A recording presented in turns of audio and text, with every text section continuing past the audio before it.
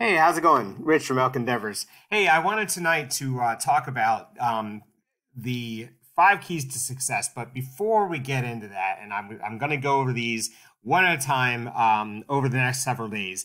But as I was thinking about this, I wanted to focus on the one thing that I didn't mention, which affects all of these things, which is like when you think about know your audience, be trustworthy, select products carefully, write timeless content, and be patient. Actually, maybe it's just the first three, right? Knowing your audience, be trustworthy, and select products carefully. When we think about that, we think about that in terms of sales people, right?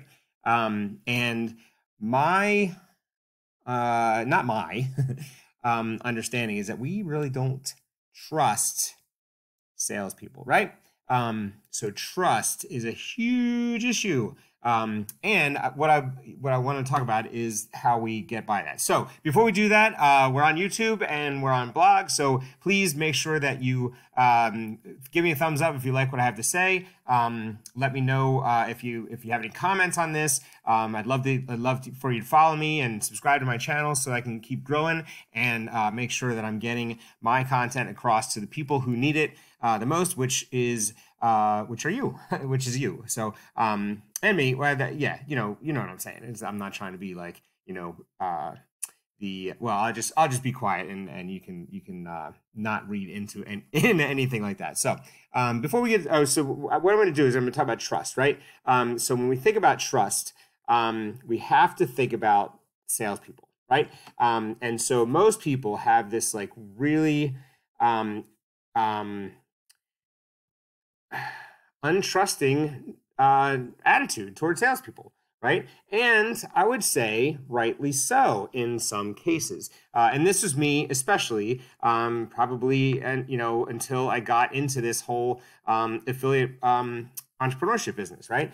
So the only time I think I've ever, okay, there's two things. There's two times when I wasn't untrustworthy, or I did trust salespeople, and that was when I was myself a salesperson at J. Crew. I was selling clothing, and the reason I was selling clothing was because when I got out of the Army, I went in and rode my bicycle around the country and across the country. I rode my bike around across the country 4 times, and you can imagine I got out of the Army. All I had was camouflage, and then I rode my bike across the country. So all I had was bicycle shorts. And I didn't wear those like I wore bicycling shorts, but I like wore regular tops or t-shirts. But I wore shorts and I wore Birkenstocks, and so I went from like army guy to total hippie, like didn't cut my hair for 2 years kind of thing. And then I realized I had to grow up and get a job, right? So I started in realizing that like in order to get a job I needed clothing. So I got a job at J. Crew because where better to get clothing than J. Crew if you're going to be looking for a job? And they had awesome discounts. So that was my first venture into salesmanship. And my second one was looking at CarSense, right? So I have been a fan of CarSense for 10 years now, right? My daughter was born almost 10 years. Well, no, we were expecting my daughter 10 years ago, right? And when we first found out that we were expecting, we went and got a van from CarSense. And so and I love the idea of like not having to negotiate, and it was like go in, and my wife and I are pretty good shoppers. So we basically were like, okay, what's on the lot? We drove a couple cars and bought the one that we liked the best of that night. It wasn't like we went to all these different dealerships, etc. But the guy was really nice, and the reason I think that he was really nice and we trusted him was because he wasn't there. Like CarSense doesn't negotiate, so he wasn't like trying to get more out of us. We weren't trying to get less out of him. It was just like the price was the price, and we could just go on with our day. And so these two things like helped me. These were the only times that I really ever thought that like I would be, I don't know what that was, that I would be like untrustworthy trustworthy towards salespeople. But now that I am a salesperson, you have to sort of build trust. And I think that's that's a huge thing, is that like most people, and that's what makes it so hard in affiliate marketing, is because most people do not trust salespeople, right? And that's when they're like in front of them, right? And so when you're online and you're trying to, you know, meet people over the internet and meet people from all over the world, it makes it really, really difficult.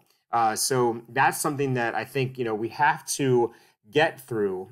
We have to get through the idea that salespeople are untrustworthy, and that's on us as affiliate entrepreneurs to make sure that people, you know, that we build trust with people, right? Whoops, whoa.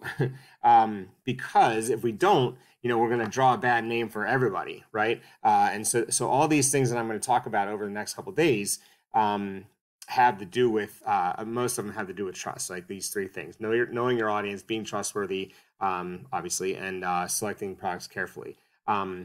So one of the things that I did also want to mention was I've been listening to the Hardcore Closer. I'm going to give an unsolicited shout out to the Hardcore Closer. This dude is awesome. He's hysterical. He cares about people, and you wouldn't necessarily think that he would.